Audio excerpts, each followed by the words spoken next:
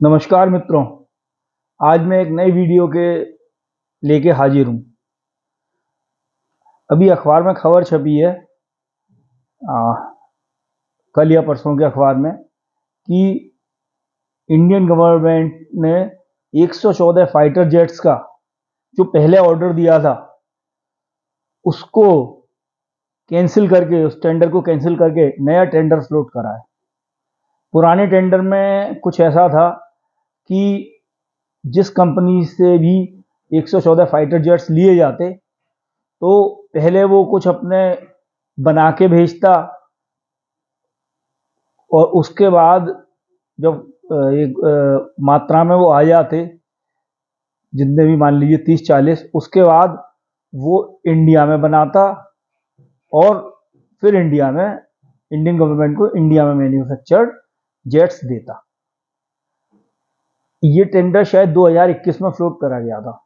अब जो नया टेंडर फ्लोट करा जा रहा है उसकी जो शर्तें हैं वो थोड़ी कड़ी शर्तें हैं बाहर की कंपनियों के लिए, पर इंडिया के लिए अच्छी हैं वो शर्तें क्या है कि अब सारे 114 के 114 फाइटर जेट्स हैं। तीन ये मुख्य शर्तें हैं कि 114 के पूरे 114 फाइटर जेट्स इंडिया में ही मैन्युफैक्चर होंगे। दूसरा क्या है, ट्रांसफर ऑफ टेक्नोलॉजी होगा। और तीसरा क्या है, एक लोकल पार्टनर, विदेशी कंपनी को यहाँ पे लोकल पार्टनर के साथ पार्टनरशिप करनी पड़ेगी। वो कोई भी हो सकता है, जहां तक मेरा ख्याल है कोई बड़ा ग्रुप ही होगा, टाटा होगा, अदानी होगा, ऐसे करके कोई होगा। अब ये ऑर्डर बहुत बड़ा ऑर्डर है, करीब $20 बिलियन का है। अब ये संदेह व्यक्त करा जा रहा है कि कोई कंपनी तैयार होगी भी कि नहीं, और इंडिया में इतनी कैपेबिलिटी है कि वो अपना जेट मैन्युफैक्चर कर सके। तो देखिए, मैं आपको ये बताऊं और मैं भी एक्सप्लेन भी करूंगा आपको कि ये जितने भी डर हैं ये अनफाउंडेड हैं। और ये भारत सरकार ने बहुत अच्छा करा है कि उन्होंने कहा है कि लोकल मैन्युफैक्चर हम करवाएंगे, लोकल उत्पादन करवाएंगे। तो और ये अवश्य टेंडर मेरे ख्याल से सक्सेसफुल होगा। इसके पीछे कारण क्या है, जितनी भी बड़ी बड़ी विदेशी कंपनीज हैं वहां पर बहुत ज़्यादा काम हो नहीं पा रहा है, मंदा आया हुआ है, तो उनको ऑर्डर्स चाहिए। अगर ऑर्डर्स नहीं मिले तो कुछ कंपनियां बंद भी हो सकती हैं। अब जैसे देखिए, एक स्वीडन की है साब, वो फाइटर बनाती है ग्राइपेन के नाम से, जेट फाइटर। तो उसका कोई लोकल मार्केट ही नहीं है। स्वीडन बहुत छोटा कंपनी है, वो विदेशों के लिए बनाती है। पहले चाइना भी करीब 10-15 साल पहले लेता था, अब चाइना ने अपने फाइटर जेट्स बना लिए हैं। मार्केट और श्रिंक होता जा रहा है। मेन जो बायर है वो इंडिया ही है, दूसरा कोई ऐसा बायर नहीं है। क्योंकि जितनी भी बड़ी बड़ी डिफेंस की ताकत हैं, जो रक्षा के क्षेत्र में बड़ी ताकतें हैं, जैसे रशिया है और अमेरिका है, चाइना है और जो फ्रांस है, ये सब अपने अपने बनाते हैं और एक्सपोर्ट करते हैं। तो एक्सपोर्ट मार्केट केवल इंडिया ही एक ऐसा है जो बहुत बड़ा है और जो अपना अभी फाइटर जेट्स उस स्केल पे बना नहीं रहा है। वैसे इंडिया ने तेजस बना लिया है। तेजस को हम कहते हैं वो 4.5 फिफ्थ जनरेशन एयरक्राफ्ट है। और ये जो एयरक्राफ्ट अब बनाने की बात हो रही है, बनवाने की बात हो रही है, ये है 5th जनरेशन। तो तेजस हमने बना ही लिया है 4.5 फिफ्थ जनरेशन। वो बात अलग है कि वो अपने जनरेशन में सब में छोटा और हल्का है, परंतु है 4.5 जनरेशन है। तो जैसे 5th जनरेशन होते हैं, पहले वो होते क्या है, 5th जनरेशन, इनकी जनरेशन होती रहती है और ज़्यादा एडवांस्ड होते रहती हैं। जैसे कोई ऐसा कड़ा मापदंड नहीं है, पर मेनली एक तो स्टेल्थ होता है, रडार के ये मुश्किल से उसमें आती हैं। दूसरे इनकी एयर फ्रेम्स हैं, एयर वो बहुत अच्छी होती हैं, उनकी जो एरोडायनेमिक्स होती हैं। सुपर क्रूज फैसिलिटी होती है, मतलब बहुत तेज गति से उड़ सकती है। एवियोनिक्स बहुत एडवांस्ड होता है। एवियोनिक्स मतलब इलेक्ट्रॉनिक्स और एविएशन, ये दोनों को मिला के इनकी सिस्टम। और कमांड कंट्रोल एंड कम्युनिकेशन इनका A1 होता है, फर्स्ट क्लास होता है। तो इनको 5th जनरेशन कहा जा रहा है। अब मैं आपको बताऊं कि ये जरूरी क्यों है और ये पॉसिबल क्यों है। आपको इसका देखिए, मैं आपको एक बात बताऊं, मैं दूसरी इंडस्ट्री से आपको बताता हूँ। 1984 तक भारत में कार के नाम पे कुछ भी नहीं था। एम्बेसडर और फिएट बनती थी, इनकी टेक्नोलॉजी 30-40 साल पुरानी थी।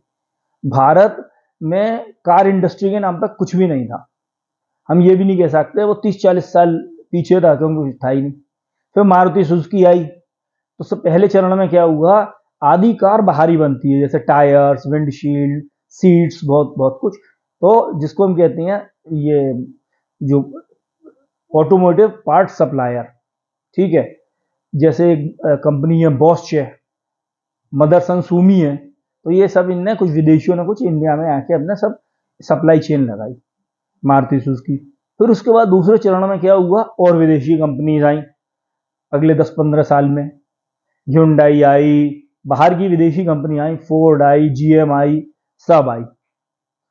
फिर तीसरे चरण में क्या हुआ, देसी ब्रांड आ गए, इसमें इंडियन ब्रांड्स आ गए कंपटीशन करने, जैसे टाटा, एम पैसेंजर कार की मैं बात कर रहा हूँ। चौथे चरण में क्या हुआ कि जो हमारे इंडियन ब्रांड से देसी ब्रांड थे, उनने हवा निकाल दी तमाम ब्रांड्स की। जीएम, शेवरलेट, और ये सब चले ही नहीं इंडिया में। फॉक्सवैगन, क्योंकि जो इंडियन वेंडर्स हैं वो बहुत ज़्यादा कॉम्पिटिटिव हैं। इंडिया में जो टाटा और एम बनाती हैं उनका कॉम्पीट नहीं कर पाते ये लोग। चौथे चरण में क्या हुआ, टाटा ने जैसे लैंड रोवर, और दूसरी कौन सी है, दूसरी एक ब्रांड और है, वो जाके फोर्ड से इंग्लैंड में खरीद ली, और इंग्लैंड में टाटा ने मैन्युफैक्चर करना चालू कर दिया।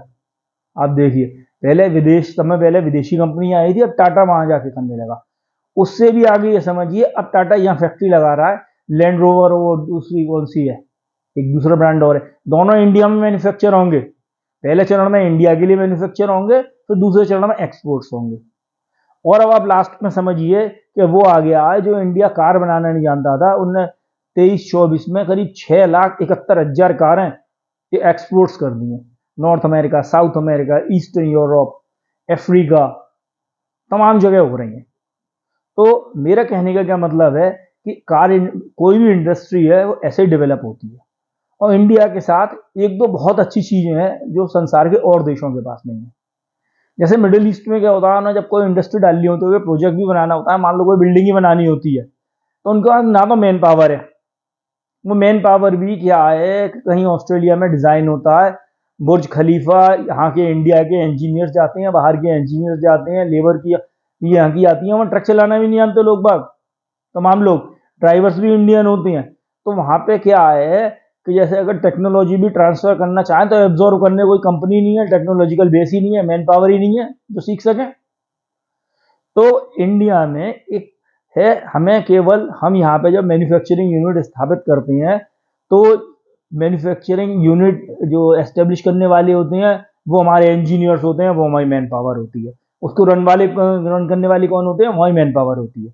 अगर ट्रांसफर ऑफ टेक्नोलॉजी हो जाए तो सीखने वाले कौन होते हैं, हमारे होते हैं। रॉ मटेरियल कहाँ का होता है, सप्लाई पार्ट्स कहाँ का होता है, इंडिया से होता है। तो इंडिया के पास सारी चीजें हैं, ऐसे किसी भी देश में जो मुश्किल से होता है। और दूसरा इंडिया का सबसे बड़ा एडवांटेज क्या है जो दूसरे देशों का नहीं है, कि अगर वो ऐसे कर भी लें तो इतना बड़ा डोमेस्टिक मार्केट ही नहीं है, और जब तक डोमेस्टिक मार्केट बहुत बड़ा नहीं होगा तो इकोनॉमीज ऑफ स्केल आएंगी नहीं, और इकोनॉमीज ऑफ स्केल आएंगी नहीं तो एक्सपोर्ट होगा नहीं, और केवल एक्सपोर्ट के लिए मैन्युफैक्चरिंग बेस किसी की स्थापित करने की, एस्टेब्लिश करने की हिम्मत नहीं होती है। तो इंडिया भी डिफेंस के क्षेत्र में बढ़ रहा है। देखिए, हमने एम्यूनिशन बाहर से मंगाना बंद कर दिया। एम्यूनिशन मतलब एक तो हथियार होते हैं, एक हथियार में जो गोला बारूद पड़ता है, तोप के गोले, बुलेट्स, ये सब अब इंडिया इसमें आत्मनिर्भर हो गया। तेजस हम अपने बना ले लगे, ब्रह्मोस हमने रशिया के साथ बना ही लिया, S-400 हमारा रशिया के साथ बनने ही जा रहा है। तो अच्छा, तीसरी जो एक और अच्छी चीज है कि अभी तक जितनी भी इंडिया में इंडस्ट्रीज खड़ी हुई हैं, जैसे मान लो इंजीनियरिंग गुड्स है, बहुत एक्सपोर्ट होती हैं बाहर को, बहुत हमारी एडवांस्ड है ये इंडस्ट्री में। ये जो दवाइयाँ हैं, जेनरिक दवाइयाँ इंडिया से बहुत एक्सपोर्ट होती हैं।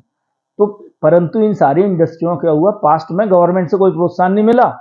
वो तो भारत का एंटरप्रेन्योर ऐसा आता है कि सब बाधाओं के बावजूद, और उनके ऊपर उनका हेरेसमेंट करा जाता था, बहुत ज़्यादा टैक्सेज, इंस्पेक्टर राज, और ऐसी ऐसी इंडस्ट्री खड़ी कर दी, सॉफ्टवेयर इंडस्ट्री खड़ी कर दी। अब तो एक तीसरा लाभ और है जो मैं बताया कि हमें सब कुछ हमारे पास है, केवल हमें टेक्नोलॉजी चाहिए, और वो भी आप नहीं दोगे, हम डेवलप कर लेंगे, इसरो ने सब कर लिया। और दूसरे नंबर हमारा डोमेस्टिक मार्केट बहुत बड़ा है, और तीसरे अब गवर्नमेंट भी बहुत कमर कस के खड़ी है उद्योगपतियों को ये सब इंडस्ट्री लगाने को, पीएलआई स्कीम के थ्रू और तमाम इंसेंटिव्स के थ्रू सेमीकंडक्टर की इंडस्ट्री भी हम खड़ी कर रहे हैं। तो ये कोई बहुत दूर की बात नहीं है, और मुझे पूर्ण विश्वास है सरकार इस रास्ते पे चले, तमाम लोग आएंगे, नहीं तो इनकी कंपनीज बंद हो जाएंगी,